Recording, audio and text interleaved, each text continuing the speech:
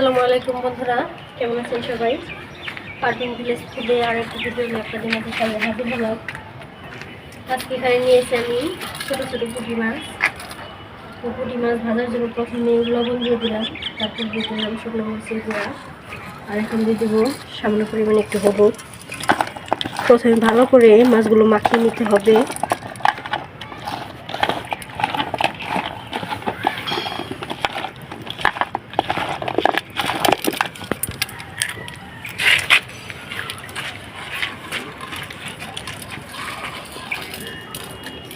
এখন আমি মাছগুলো মাখিয়ে নিয়েছি, আর চুলায় জালটা ধরিয়ে নেব।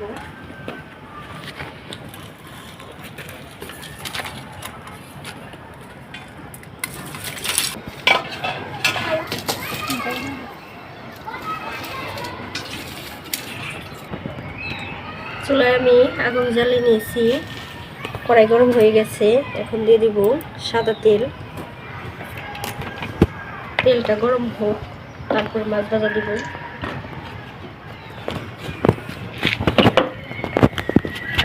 তেলটাও মোটামুটি গরম হয়ে গেছে। এখন দিয়ে দিব সামান্য পরিমাণে একটু লবণ। কড়াইতে লবণ ছিটিয়ে দিলে মাছ আর কড়াইতে লেগে পড়বে না।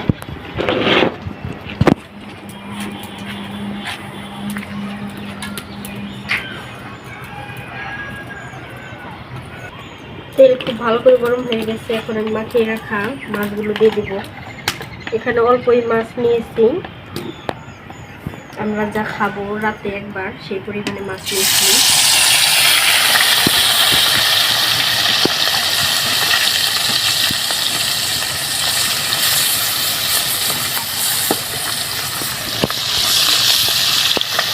সবগুলো মাছ একসাথে দিয়ে দিলাম।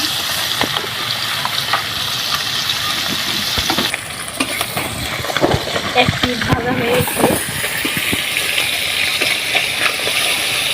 পুঁটি মাছ কিন্তু একদম লাল লাল করে ভাজতে হয়, তাহলে কাঁটা গুলো গলায় বেঁধে যাবে। আর মচমচা করে ভাজলে আর কাঁটা লাগবে না। কিন্তু যারা ভাজা ছাড়া রান্না করে ওগুলো কিন্তু খেতে অনেক মজা। আমার চ্যানেলে একটা ভিডিও আছে, পুঁটি মাছ ভাজা ছাড়া রান্না করেছিলাম।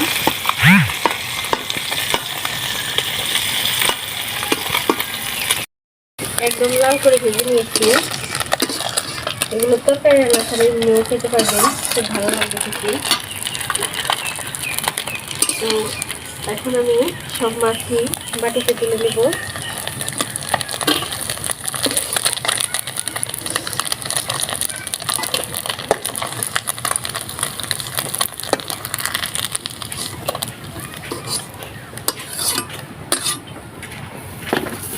এই একই তেলে আমি মূলা দিয়ে দিব। এখানে নিয়েছি আমি ফুলকপির ডাঁটা, আর নিয়েছি মূলার কালারটা একটু অন্যরকম হয়ে গেছে।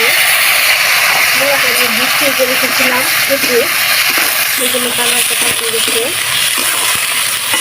তো আমি প্রায় একসাথে সবজি কিনে তারপরে কেটে ধুয়ে ফ্রিজে রাখি, কারণ এখানে টাটকা সবজি সবসময় পাওয়া যায় না।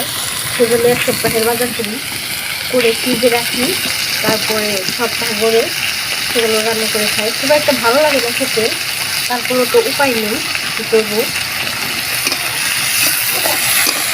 আমি মূলা আর ফুলকপির ডাঁটাটা হালকা একটু ভিজিয়ে দেবো, তারপরে বাকি মশলা দিয়ে দেবো।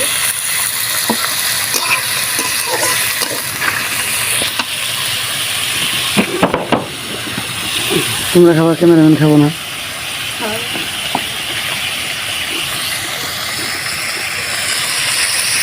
সেই সবজি মোটামুটি হালকা করে ভেজে নিয়েছি তেলে। এখন আমি বাকি মশলা দিয়ে দিব।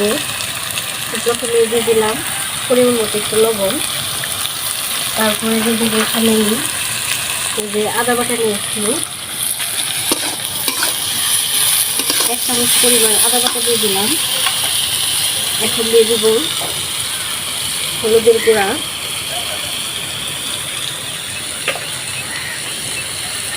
তারপর দিব এই যে শুকনো মরিচের গুঁড়া,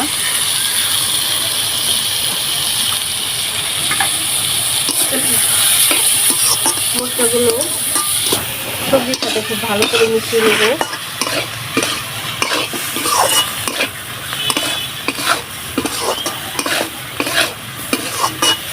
আজকের রান্না আমি কোনো প্রকার পেঁয়াজ ব্যবহার করিনি, পেঁয়াজ ছাড়াই আজকে রান্নাটা করব।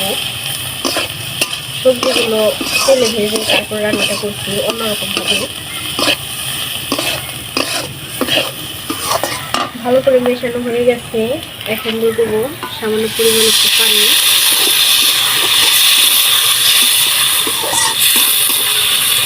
এখন খুব ভালো করে কষে নেব যাতে ফুলকপির ডাঁটা আর মূলাটা এই কষানিতে সেদ্ধ হয়ে যায়।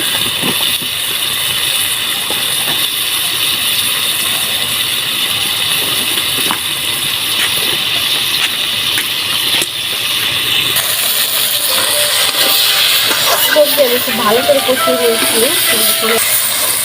একদম ভাজা ভাজা হয়ে গেছে। এখন আমি এখানে ঝোলের জন্য পানি দিয়ে দেবো।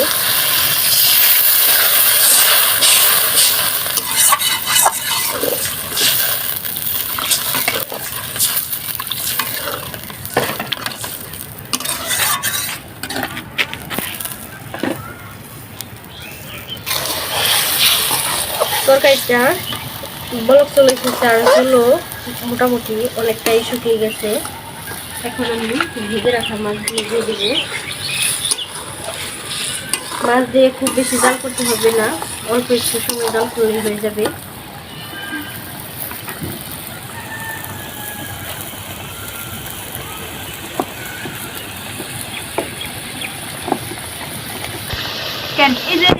তরকারিটা হয়ে গেছে, এখন আমি ধনে পাতা কুচি দিয়ে দেবো।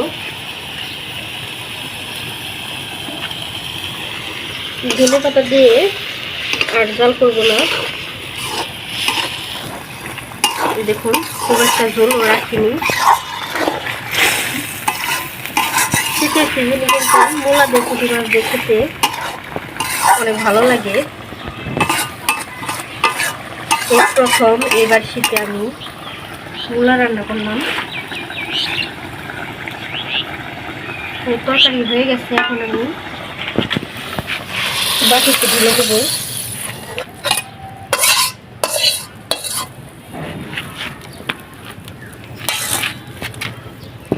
রান্নাটা আমার পুরো কমপ্লিট হয়ে গেছে। এরকম আরও রান্নার নিত্য নতুন ভিডিও পেতে পারভিন ভিলেজ ফুড চ্যানেলটিকে অবশ্যই আপনারা সাবস্ক্রাইব করবেন আর পাশে থাকা নোটিফিকেশনটি অন করে রাখবেন। আর আমার ভিডিওগুলি কেমন লাগে আপনাদের অবশ্যই কমেন্ট করে জানাবেন। আর আপনারা কে কে এরকমভাবে মূলা পুঁটি মাছ এরকমভাবে রান্না করে খেতে ভালোবাসেন অবশ্যই বলবেন। তো আজকের ভিডিওটি পর্যন্তই, সবাই ভালো থাকবেন।